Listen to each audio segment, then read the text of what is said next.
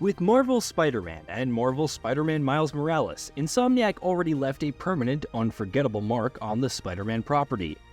Across the two games, the developer has delivered some excellent stories around some of the best renditions we've seen of these iconic characters, exhibiting a keen understanding of the source material while still finding memorable ways to put unexpected and captivating twists on things.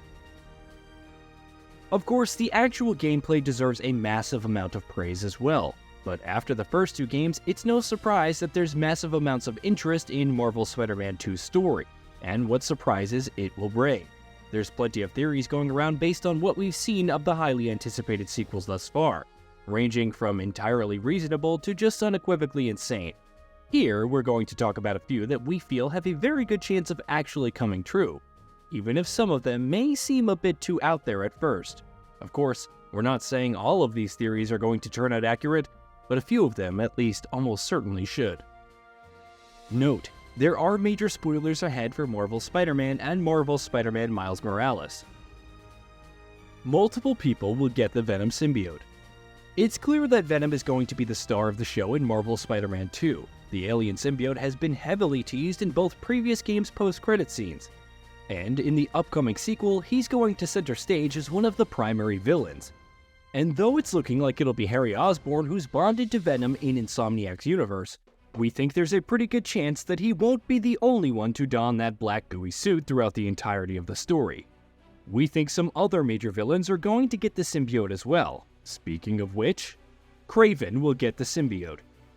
Alongside Venom, KRAVEN the Hunter is going to be Marvel Spider-Man 2's other main villain, and with Insomniac having described him as the catalyst for the entire game's story, it's safe to say that he's going to have a big role to play.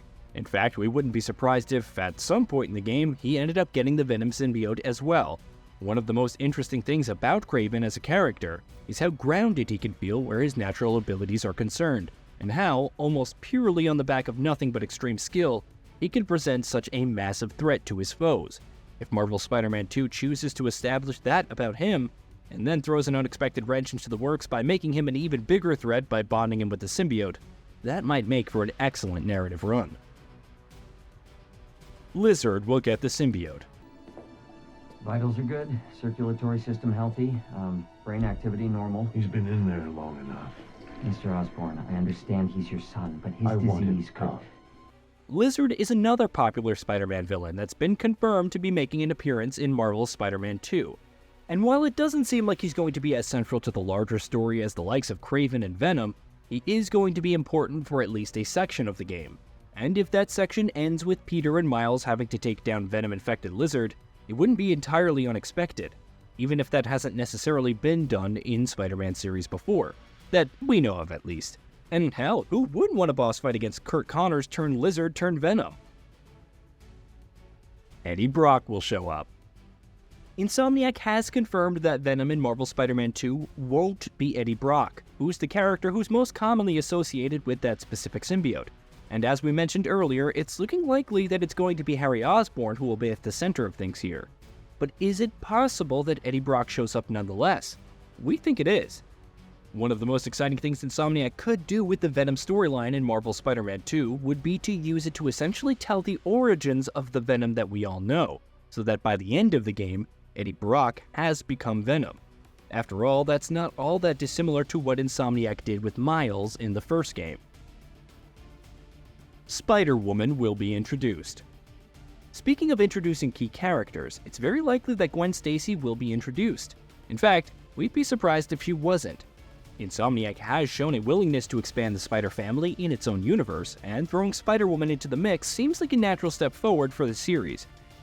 While we're not too sure one way or another about whether or not she'll also get her own solo game the way that Miles did after this introduction, we are fairly confident that she will be a properly established character in this universe by the time the credits have rolled in Marvel Spider-Man 2. Peter and Miles will fight. First thing, don't let the adrenaline get to you. Breathe slow, breathe deep, relax. Hip square to your opponent. Let them make the first move. Now use your feet, and when they go off balance, look for an opening. Boom. Like that? Yeah, that's it. Okay.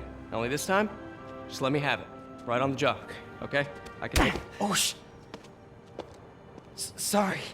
No, no. It's all good. Peter Parker's story is going to take a darker turn in Marvel's Spider-Man 2, which sort of goes hand in hand with the famous suit and the symbiote powers it comes with. That, of course, is going to affect his personal relationships as well. And as he begins to lose himself more and more, things may very well boil to a point where Miles has to end up locking horns with him. Playing as Miles and taking on Peter in a boss fight where you essentially have to snap him out of it and get the symbiote off of him would make for some excellent drama, especially because it could represent further growth in Miles' own arc as coming into his own as Spider-Man. Dr. Octopus will return. Such a disappointment. Parker.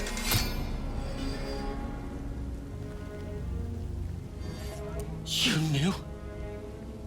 I tried to warn you, Peter, but you didn't listen. With Venom, KRAVEN, Lizard, and probably several others that we don't know about yet, we're obviously going to get plenty of new villains in Marvel's Spider-Man 2. But at the same time, there's a good chance that a few of the familiar bad guys are also going to return in some capacity. We've already seen Martin Lee in a trailer so far, and we think that at least there's a chance that Otto Octavius, aka Dr. Octopus, returns as well. We do see him in Rikers at the end of Marvel's Spider-Man, and the brief scene definitely implies that we're not done with him just yet. Whether or not Insomniac will bring him back so soon after the major role he played as the first game's primary antagonist, well, it remains to be seen, but it's not entirely unlikely that that happens. Green Goblin will show up. Norman Osborn was, of course, a key character in Marvel's Spider-Man, but not curiously enough as Green Goblin. In fact, so far, Green Goblin doesn't exist in the universe, which, to us, makes it seem like something that Insomniac is building towards, especially with how significant of a role that Norman has had so far. There were some pretty blatant Goblin secrets in the first game, so to see him finally don the mask, hop aboard the glider, and start throwing some of those pumpkin bombs around would make for some excellent and well-earned fan service.